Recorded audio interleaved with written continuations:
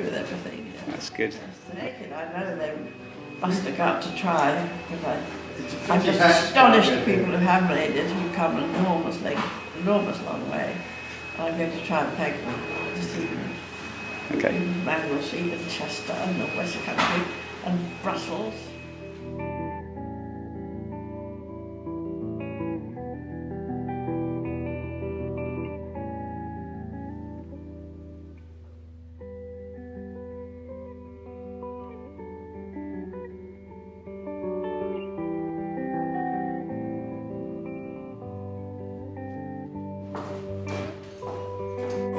My brother Owen, my accountant. Nice to meet you. His children say, no, I'll show you what it is. No.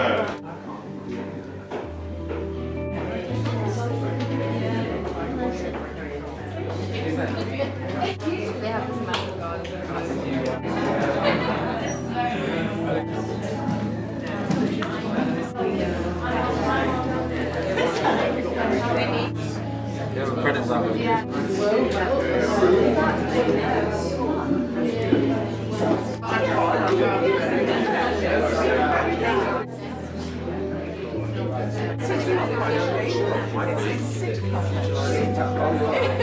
I was well into it.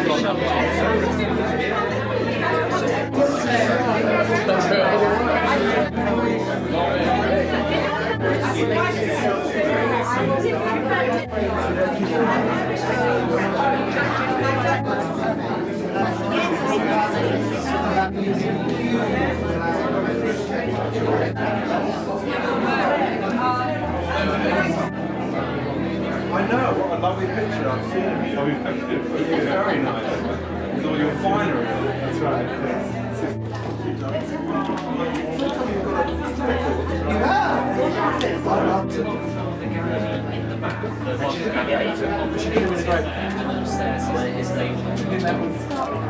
Would that go down well? I don't know, we'll see. Maybe I won't. Ah, yes, she is. Very. Who's it going to go and see the show?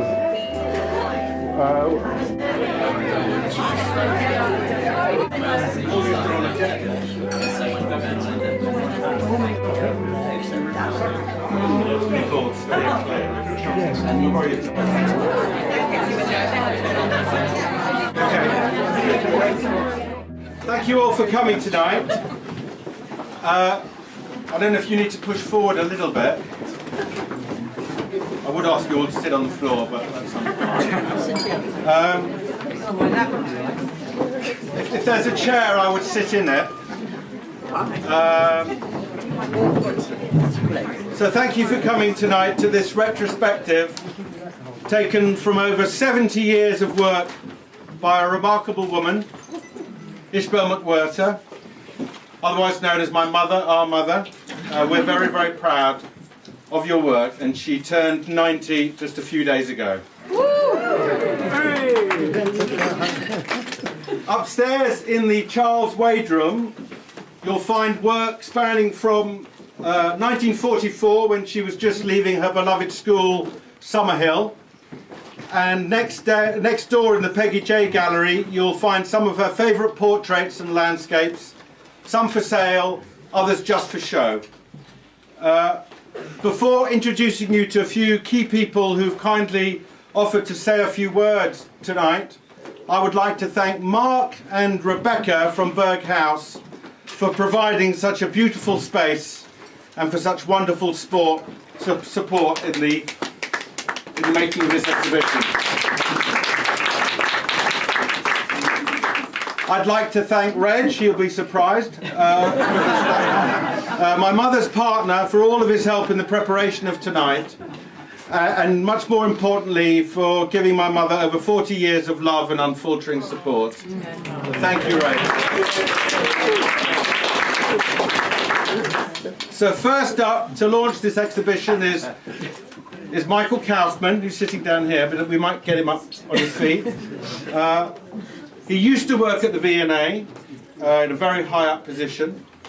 He was a fellow of the British Academy, a previous director of the Courtauld Institute, and a lifelong friend of Ishbel's, and he's going to say a few words. That's going to be followed by a few other people.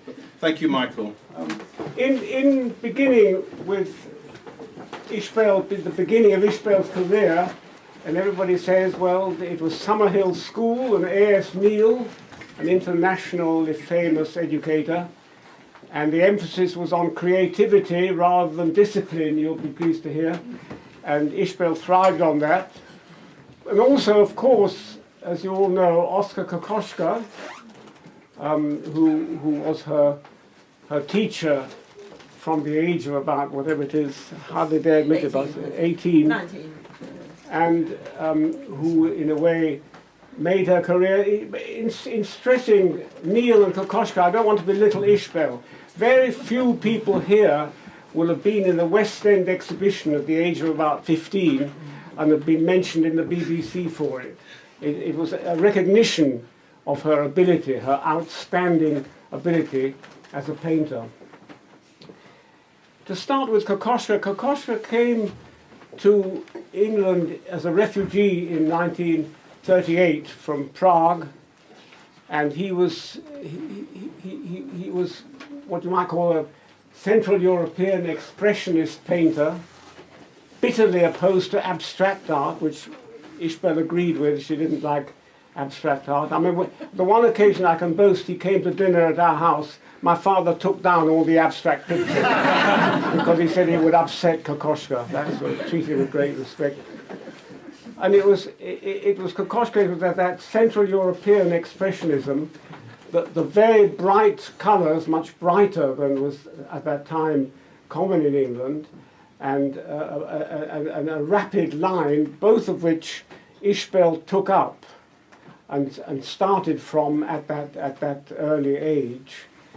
And it was Kokoschka who said to her, the line is not just a thing of beauty in itself, it has to be expressive. And Ishbel indeed made it expressive. She was, in the first place, of course, it's her portraits that single her out. I know she did equally landscapes and everything else, and the still life and so on, but it's the portraits that we think of, perhaps in the first place, and the whole business of portraits raises a whole heap of problems. What do we look for in a portrait? Likeness, physical likeness, or art, in inverted commas? What is art anyway? Or emotional depth, bringing out the character of the sitter. All these qualities, and they are all qualities which you have generally in portraiture and in Ishbel's portraits as well. And it's fair to say that Ishbel's command, in particular, command of colour, I think the first thing that strikes you as you go around is the absolute sense of colour and the striking nature of the work, but also the rapidity of line, that expert line. It's not just colour, it's colour and line, and perhaps above all, the emotional expressiveness. You feel with the sitters that you get to know them, and just on the other hand, she has all those three characteristics of colour, line, and emotional content, but at the same time, it's fair to say that in most of the portraits you feel she's leaving behind some of the sitter's most innermost thoughts. There's a feeling sometimes, gosh, yes, that's a very expressive portrait, but somewhere the sitter is keeping something to themselves. All that is Ishbel's command of portraiture. It's not, and indeed, it was widely recognized from the 80s She'd done it before, famous people, Melanie Klein, George Solti and so on in earlier years. But it was in the late 80s that she had an exhibition with commissioned portraits, which made her name widely known throughout the country. Having said that very briefly about portraiture, it's worth equally stressing that she also does, as you can see, a lot of landscapes with particular emphasis on Anglesey and the Menai Straits, her home for many years. And again, the sense of colour and line are equally there as in the portraits. But that's not all. She's very versatile in subject matter. Equally, there are lots and lots of still lives, some of which are upstairs or downstairs as well, and lots of other things. I mean, luckily, she managed to bring tonight a camel. No, not a real camel, but a picture of a camel, to represent the fact that all of a sudden, I think in the late 70s, early 80s, she was doing animals in the zoo. So she's. If we go on too long about the portraits, we forget all her other output. So it's a large output, and it's a great painter. And my one thing to say though to you is, never mind all my babble, but take notice to go round and look carefully at every picture. Don't babble away to your neighbour. Look at the pictures. And as you look at the pictures, make a mental choice. What would you take home? What would you buy if you could afford it? So it's an important issue to spend a bit of time looking at everything, taking it in, and making a decision. What do I like best? Because that makes you look, and we need to look. And lastly, you'll be pleased to hear lastly, I raise my glass to Ishbel, whose work and whose person I've admired for, dare I say, 70 years. Wow. Thank you very much, Michael. As babble goes, that was pretty first class. So Lou is going to just talk a little bit about her experience of... Can people hear at the back? Yes. Good. Lovely. Thank you, Greg. We met over 30 years ago when my future mother-in-law, Sue Bibby, who's also here, gave me a rather unusual wedding present. She had commissioned Ishbel to paint my portrait. I'd admired a portrait of Sue that Ishbel had painted only a few years before. It was so unlike anything I'd ever seen. Bright, jewel-like colours, her vibrant and un-English palette. Sitting for Ishbel in the last few months of my single life was the beginning of a great friendship and the start of many in-depth conversations we have had over the years. Life, love, history of art in particular. Ishbel has taught me so much, be it discussing contemporary artists or exhibitions of the old masters. Ishbel is always so well informed with interesting and intelligent opinions. I've since sat for Ishbel on numerous occasions together with my husband John and then all four of my children, from babies to toddlers and recently as teenagers in a family portrait commissioned for another milestone birthday. Ishbel has been a big part of my life in Anglesey and has captured so many of the occasions in pencil, pastel, watercolour and oils, all mediums she can use so effortlessly. We even took a large watercolour of Ishbel's beloved Snowdonia Mountains and the Menai Straits, which she paints so well, on our boat as we sailed around the world as a happy reminder of home. On our return, living next door to darling Reg and Ishbel for a couple of years meant many more happy conversations and the opportunity to wander in and out of her studio and see her work in progress. My children often hopped over the wall to chat to Ishbel because Mum she's had a pretty cool life. I remember Jess, age 3, appearing in Ishbel's studio with a basket of toy horses demanding to be painted. That watercolour remains one of my favourite paintings. As Michael said, Ishbel can capture in a few brushstrokes or pencil lines the very essence of the sitter. You see a glimpse of their character and inner thoughts. Ishbel just gets whatever it is she's painting. Be it flowers, animals, grand mountain scenery reflecting the Menai Straits, or capturing a tender moment of siblings sitting together, or a mother and child, all examples that are hanging around us tonight. I feel so fortunate to be a part of Ishbel's life and to have attended numerous exhibitions over the last 30 years, both in London and in North Wales. But how exciting it is to be here tonight celebrating Ishbel's 90th birthday and to see a retrospective worthy of the great artist that she is. Thank you and happy birthday, Ishbel.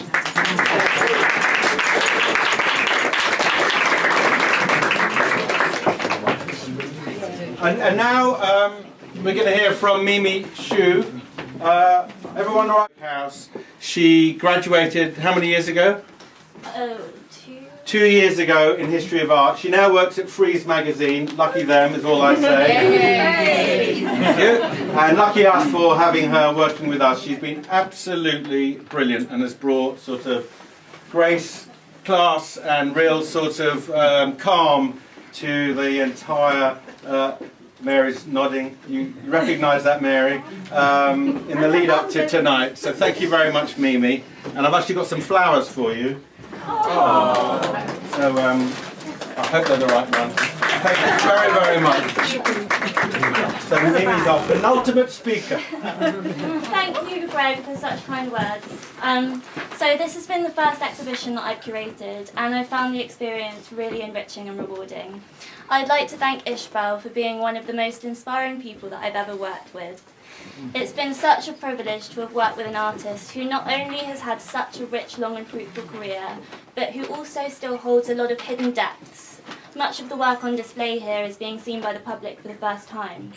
This exhibition has been a wonderful opportunity not only to look back on a life's work, but also to look forward to the new ways in which it can be discovered, appreciated and interpreted. Ishbel has never stopped surprising me in the year that I've known her. I must have visited her studio a good 50 times, and on each visit we'd pull open a new drawer and come upon some new evocative portrait that hadn't seen the light of day for decades. As we'd look at these portraits together, Ishbel would recall her experiences of making them with such lucidity that I've come to feel like I personally know all these people depicted in her drawings and paintings. When you look at Ishbel's portraits, you can tell that she's a master at observing people's quirks and emotions. She'll communicate a person's restlessness through a series of swift, disjointed lines, a person's reticence through a thick build-up of oil paint, a person's stubbornness by carefully mapping the position of their hands. The visual is inseparable from the emotional. And I feel that in the same way, Ishbel's art is inseparable from the wonderful life she has had and relationships she's made with some of the most extraordinary characters in London and North Wales. I love knowing the stories behind the works in this exhibition, from the elusive, iconic Monsignor who hosted illegal Latin masses in his attic, to the twitching, inquisitive girls who would amble round Ishbel's house in Isleworth, to the imperturbable Aunt Eileen with the whiskey bottle, whose house on a Welsh island was sealed in plastic in preparation for the daily high tide. I would never have encountered these works if it wasn't for the wonderful support of Ishbel and her family. I'd like to thank Ishbel and Reg for having been unbelievably hospitable to me throughout this whole process. And I'd like to thank Greg, who invited me to create this exhibition and has been vital in overseeing it from start to finish and ensuring that everything runs smoothly. And above all, I'd like us to raise a toast to Ishbel's works and the wonderful experiences they carry. Well, I think you've had a glimpse of how impressive Mimi is just in that moment. Wow. Thank you, Mimi. Finally, my big brother, my elder brother, Owen Brenman. Pick the stage. Thank you. Well, I was talking to my mother yesterday when I came to sort of help try and hang some of the stuff, or at least prop it against the wall. And I thought, well, what can I say about these paintings? Because in a way they're very familiar to me. I see them all the time. And I take them for granted in a way. How do I see them afresh? So I said to Ishbel, I said, how would you describe your style of painting? And it was an obvious question.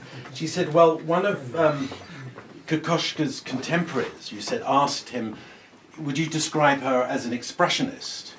And Kokoschka said, no, I think I would describe her as a neoclassicist. And I said to my mother, what does that mean? She says, I've got no idea.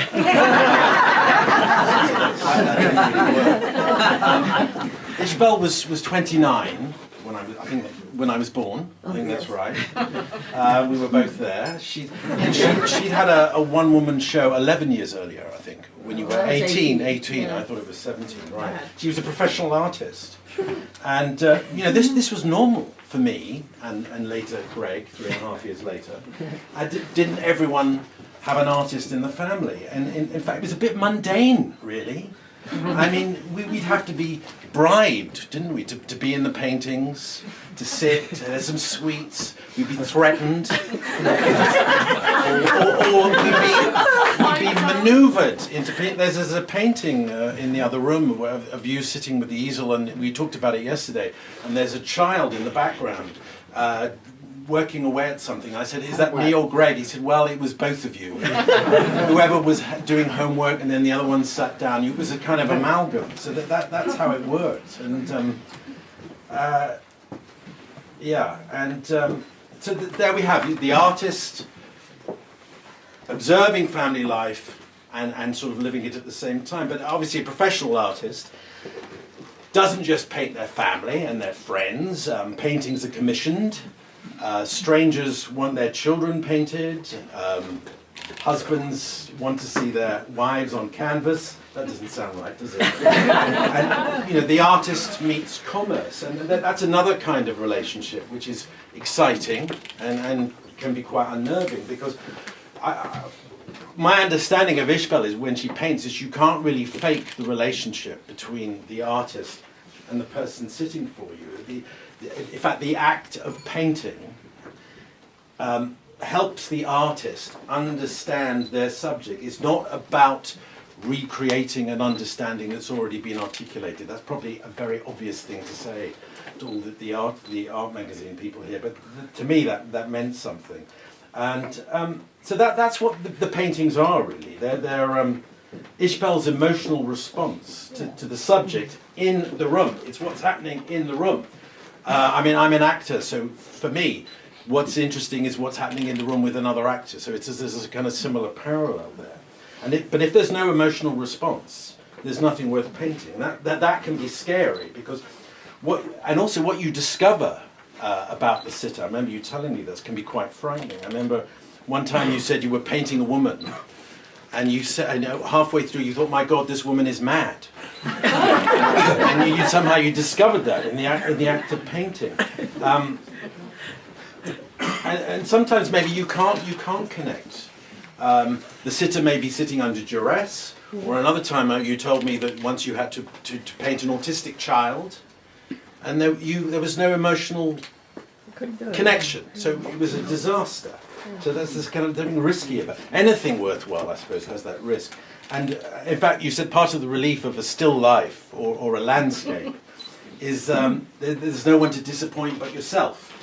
The trees aren't going to say, why did you make me look depressed? And I'm nearly finished, don't worry. And also another problem is that with a connection with your audience, the audience may not like what you've revealed of them. There's a senior psychoanalyst who I probably shouldn't name who it is, and you did a painting of. The Institute of Psychoanalysis got this painting. They didn't like it, and they kept it under the bed, which I thought was quite ironic for psychoanalysts, keeping a painting under the bed. Apparently, newer generations are now more interested in it, maybe coming out from under the bed. So, also, there's a stunning picture of the director Sharon Maguire in the other room, which I remember you said came after, it's a very open, vulnerable picture, and you said when she first sat for you, she was quite militant, Yeah. and by the end, she was actually trusting you, Yeah. and that's reflected in the painting. It's about the relationship between the artists. It's not just about coolly observing. So, I hope you enjoy this exhibition of my mother's work. Flowers that unself-consciously flaunt their colours, bold and brave landscapes, and portraits that refuse to be kept under the bed.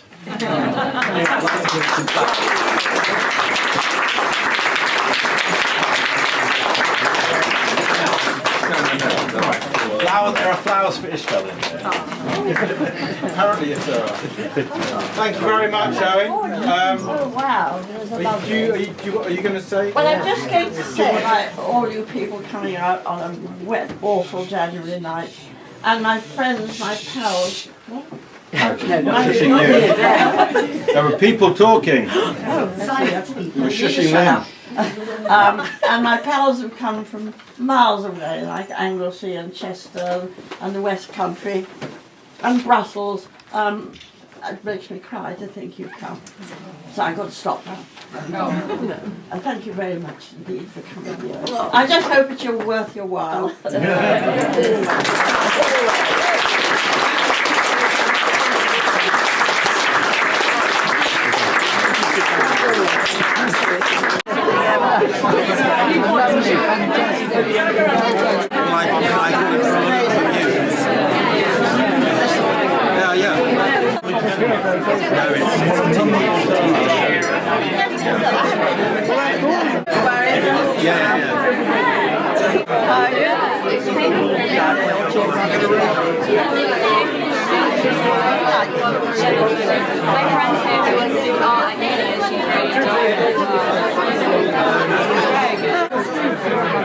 Yours is very interesting, much more knowledgeable.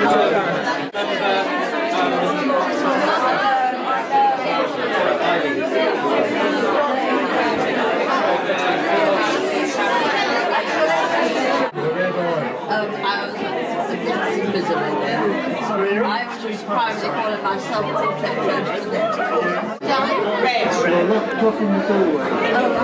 Are they for sale?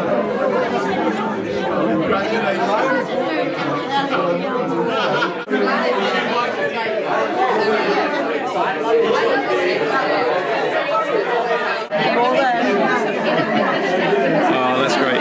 Thank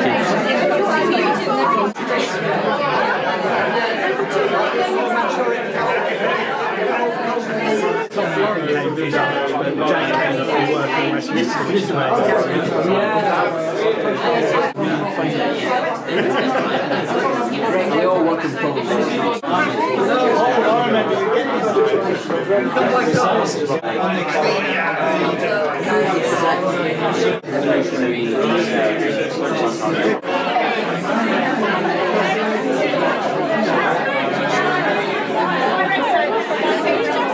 You look a bit like Lord Longfield.